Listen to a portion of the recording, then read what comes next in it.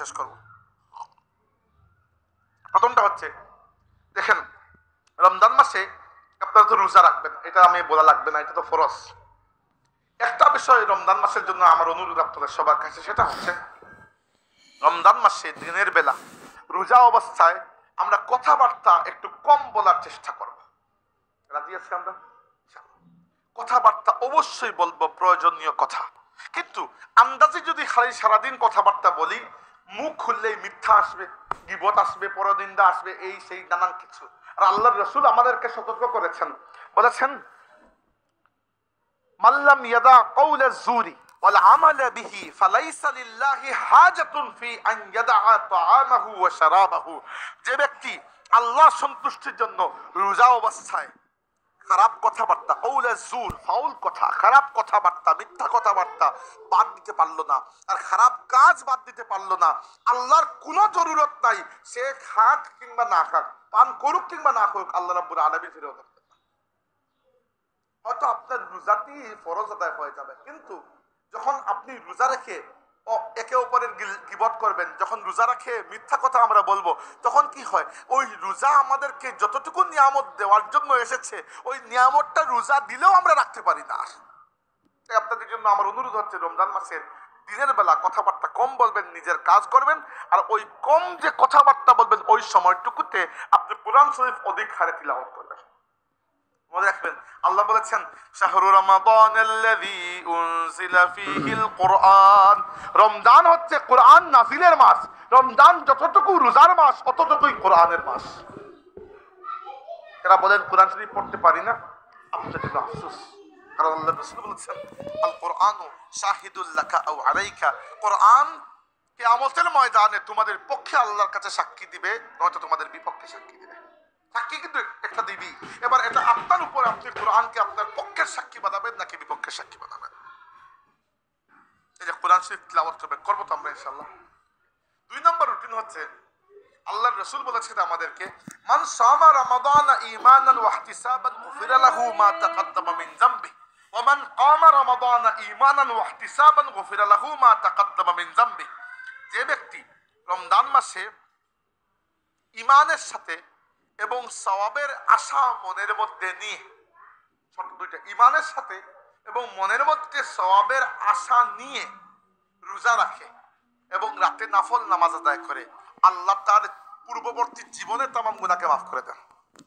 বুঝতে পেরেছেন? ওইটা মিম্বরের হাদিস ইয়াদ করে আল্লাহ নবী কি বলেছেন, যে ব্যক্তি রমজান মাস পেল কিন্তু রমজান মাসকে কাজে লাগিয়ে তার গুনাহ মাফ করাতে পারলো না, সে বরবাদ। তাহলে গুনাহ তো মাফ করানো অত্যন্ত সহজ।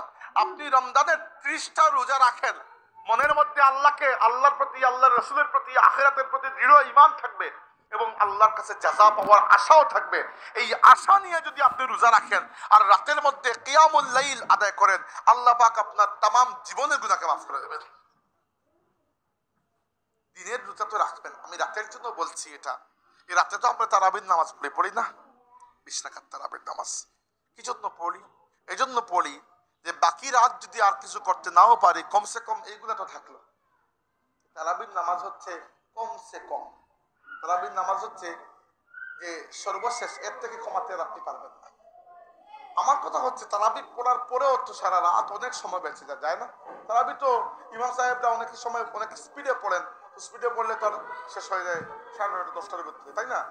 এরপরে যে সারাটি রাত পড়ে থাকে, আপনার কি মনে হয় রমজান মাসের রাত হিসাবে আপনি 4টা রাকাত নফল নামাজ পড়বেন না? পড়তে পারবেন তো ইনশাআল্লাহ। আমি আপনাদের কাছে অনুরোধ করছি, যারা ঘুমিয়ে পড়বেন, ঘুম থেকে সেহরির সময় যখন উঠার কথা আপনার 15 মিনিট আগে যদি উঠতে পারেন, 8 রাকাত তাহাজ্জুদ পড়া কোনো ব্যাপার না। যারা ঘুমাবেন না তারাও 4 রাকাত, 8 রাকাত, 12 রাকাত কিয়ামুল লাইলের নিয়তে, নফল নিয়তে যতটুকু পড়তে পারেন। কমসে কম আপনাদের সবার প্রতি আমার অনুরোধ, 4টা রাকাত নফল নামাজ না পড়ে রমজানের রাত আমরা কেউ পার করবো না ইনশাআল্লাহ।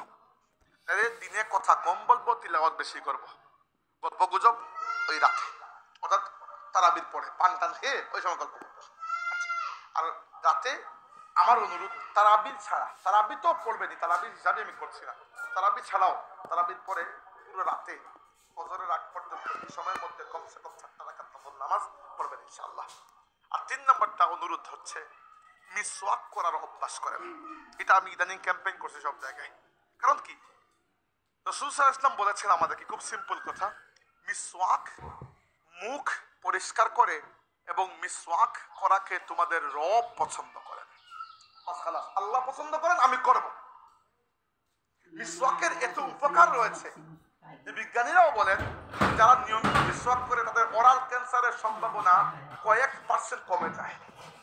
দ্বিতীয়ত, রাসূল সাল্লাল্লাহু আলাইহি ওয়াসাল্লাম জীবনের শেষ যে কাজটি করলেন সেটা হচ্ছে মিসওয়াক করা।